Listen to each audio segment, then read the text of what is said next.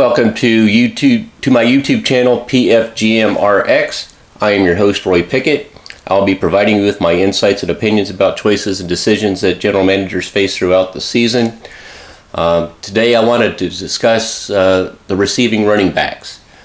Fantasy football is upon us and people are clamoring to get Alvin Kamara and Christian McCaffrey, Saquon Barkley, because of what they provide fantasy-wise in the receiving game.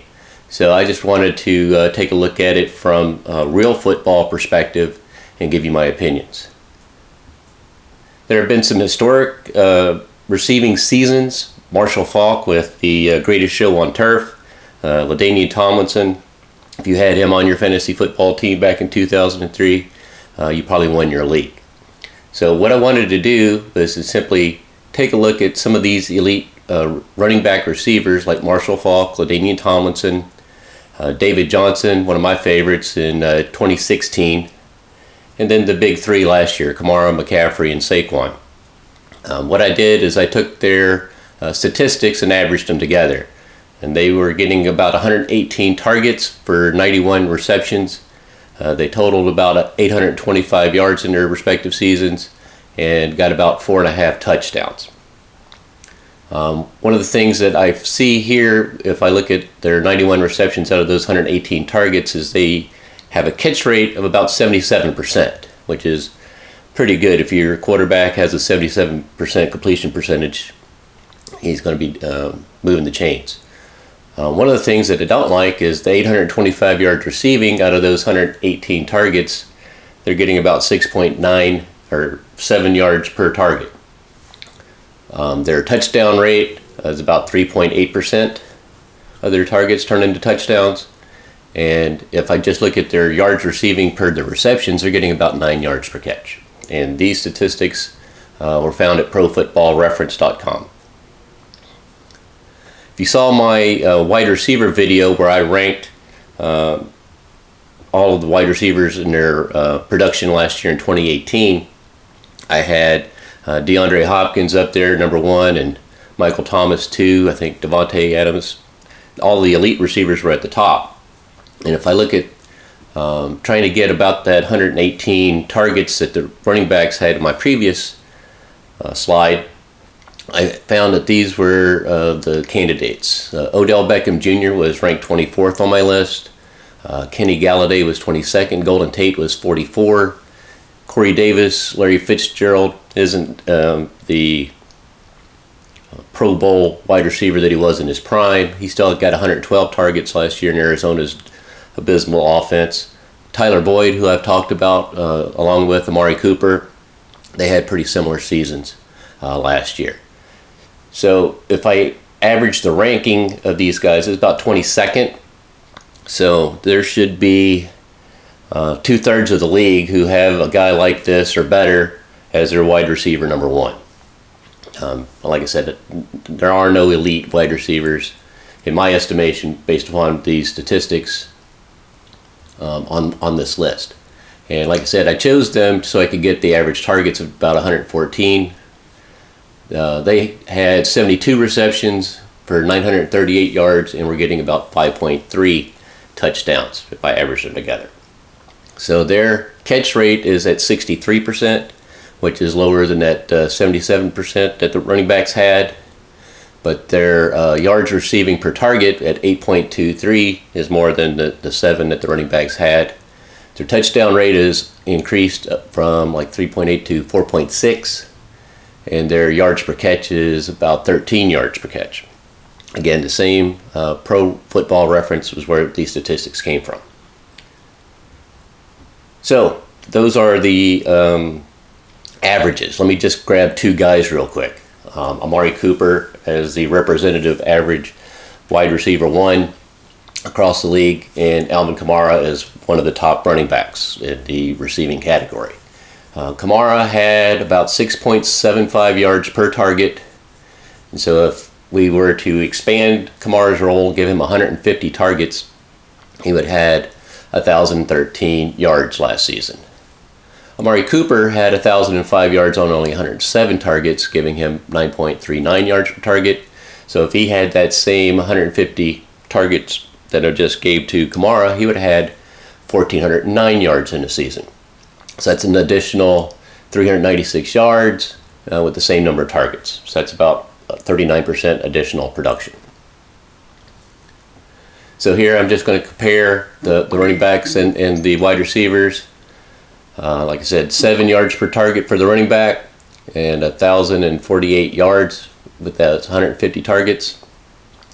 Wide receivers were getting 8.2 yards per target, so they would get about 1,200 yards in the season. So that's an additional 185 yards with equal targets. And with 133 targets, the running backs came in with 6 touchdowns and the wide receivers would have 7. So it's again an additional 17%. So you're looking anywhere between 17 to 40% more production when you're targeting your wide receiver 1 over your elite pass catching running back. And here I have Tyler Boyd and David Johnson being representative. So what is the optimal usage of running backs in the passing game? I have 3 running backs that I'm going to be using as a running back by committee, and I'm going to give them about 6 targets per game, and they're going to share those.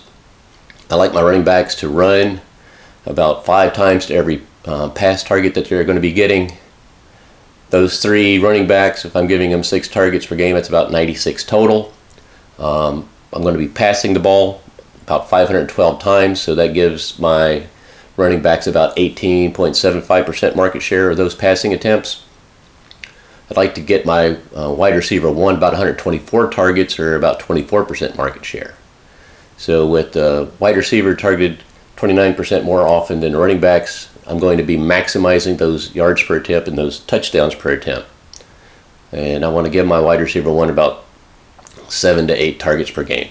So I'm having some balance here while I'm favoring the strengths of the wide receiver 1. So why do I pass to the running back instead of the wide receiver? My standard expectation for a running back when I hand him the ball is to give me about 4.7 yards per carry without fumbling. That is like a given, solid foundation. If my running back has a 77% catch rate and he gets about 9 yards per catch, my expected average production is for him to get about 6.9 yards over the course of the season for every running back reception. If the wide receiver has a 63.7% catch rate and he's getting 13 yards per catch, if I multiply those 2 numbers together, I see that the wide receiver would be averaging about 8.3 yards per reception. So while the running back has a 14% higher catch rate, improving the probability of success.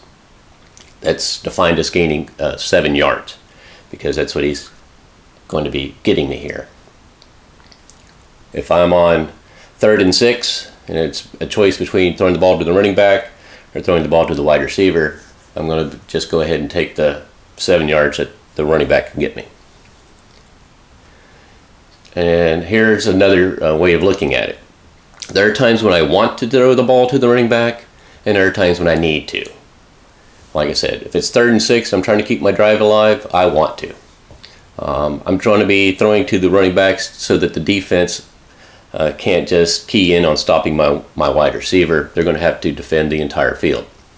There are times when I can split out old Tariq Cohen against some slow linebacker and exploit that mismatch. There are times when I just want to get my running back in space, have him break a tackle or make a man miss. And lastly, if I'm sitting there at 3rd and 12 and I'm going against Doug Williams' defense and I know he's going to blitz, that's where I might look to do a screen pass. Now, when I need to is what I consider to be bad times. Let's say my quarterback comes out and goes 0 for 3, and then we go 3 and out on the second drive. We can't get anything going. I might just have him throw a little swing pass to the running back just so he can feel good about himself and establish a rhythm. If I'm facing a really stout run defense and I'm just banging my head against the wall, we might try something different. If we're behind and we're in the second half and time's running out and I got to score in a hurry, I'm going to be looking to throw to the running back some more.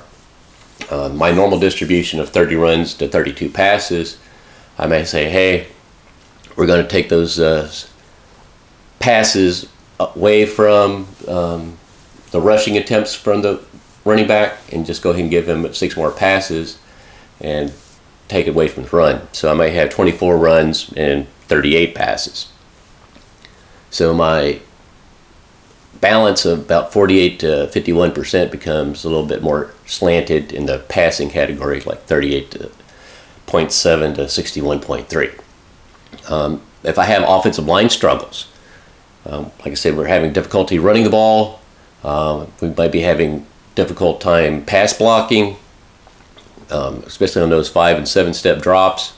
Might try some underneath stuff to the running back, get the ball out of the quarterback's hands really quickly, and have to throw to the running back that way. And lastly, the check down when the wide receivers are covered. This is going to prevent my quarterback from getting hit, taking sacks. I don't want him trying to move the chains on his own, and if it's 3rd and 12, I don't want him running down the field having some big linebacker separating his shoulder or something. So that's when I have to throw the ball to the running back. So that's how I would use running backs in the passing game. We'll be showing you a video later discussing how I'd use my running backs, Tariq Cohen, David Johnson, and rookie David Montgomery. But that's in another video. Thank you for your time. Please like the video and subscribe. This concludes this video.